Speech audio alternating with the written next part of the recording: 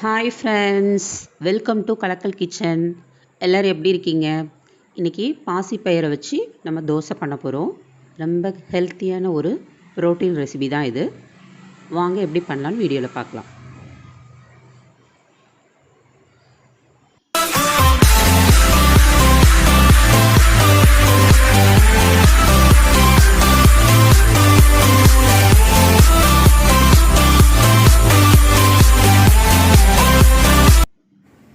இப்போ 200 gram measuring கப்பில் பாசிப்பயிறு நான் மெஷர் பண்ணி எடுத்திருக்கேன்.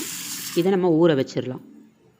ஒரு 2 மணி நேரத்துலேருந்து 4 மணி நேரம் வரைக்கும் நம்ம ஊறினா போதும். மினிமம் ஒரு 2 ஹவர்ஸ் ஊற வச்சு நம்ம எடுத்துக்கலாம். இப்போ பாருங்கள், பயிறு நல்லா ஊறிடுச்சு. இதை நம்ம அரைச்சி எடுத்துக்க போகிறோம். இதோட கொஞ்சம் தேங்காய், நான் இப்போ பார்த்திங்கன்னா ஒரு அரை முறை தேங்காய் எடுத்து நல்லா துருவி வச்சுருக்கேன். இதையும் நம்ம அது கூட சேர்த்து நம்ம கிரைண்ட் பண்ணி இப்போ எடுத்துக்கப்போம். மிக்சியில் நீங்கள் போட்டு எடுத்துக்கலாம். நான் கிரைண்டரில் போட்டிருக்கேன், அப்போ தான் நல்லா சாஃப்டாக வரும்.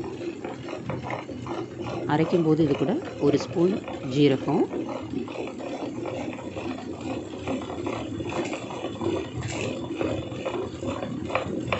தேவையான அளவு உப்பு,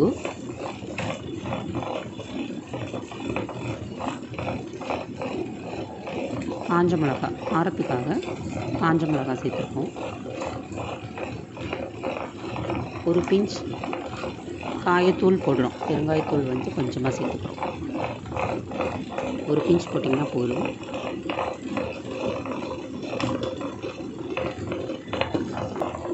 நெக்ஸ்ட் பார்த்திங்கன்னா கருவேப்பிலை எதுலெல்லாம் நம்ம சேர்க்க முடியுமோ அதெல்லாம் சேர்த்துக்கிட்டோம். நமக்கு ரொம்ப ஹெல்த்தி. எதுக்கு இதை அரைச்சிட்றோன்னா, குழந்தைங்களுக்கு சாப்பிடும்போது சாப்பிடும்போது தட்டில் எடுத்து வச்சுருவாங்க. நம்ம சேர்த்து இந்த மாதிரி அரைச்சிக்கிட்டோன்னா அது நல்லா சேர்ந்து அரைப்படும். அதுக்காக தான் சேர்த்து அரைச்சிக்கிறோம். தேங்காய் துருவலையும் இது கூட சேர்த்து அரைச்சிடுறேன். நான் எல்லாமே சேர்த்து அரைச்சிட்டோம் அப்படின்னா உப்பு எல்லாம் கரெக்டாக இருக்கும். உங்களுக்கு உப்பு எவ்வளோ தேவையோ அவ்வளோ போட்டு அரைச்சிக்கோங்க. இப்போ சூப்பராக அரைச்சி எடுத்துட்டோம். ரொம்ப சாஃப்டாக இருக்கும். அந்த மாவு வந்து பார்த்திங்கன்னா தோசை மாவோட ரொம்ப சாஃப்டாக இருக்கும். இது கூட கொஞ்சம் வெங்காயம் வந்து நான் சின்ன சின்னதாக கட் பண்ணி வச்சுருக்கேன். வெங்காயத்தை இது கூட சேர்த்துக்கிறேன். வெங்காயத்தை பொடியாக கட் பண்ணியும் போடலாம். நான் கொஞ்சம் ஒரு மிக்சியில் ஒரு சுற்றிட்டு அதை எடுத்துருக்கேன். தோசையில் சேர்க்குறதுனால கட் பண்ணியும் போடலாம். இப்போ எல்லாமே ஒன்றா கலந்துக்கலாம். நம்ம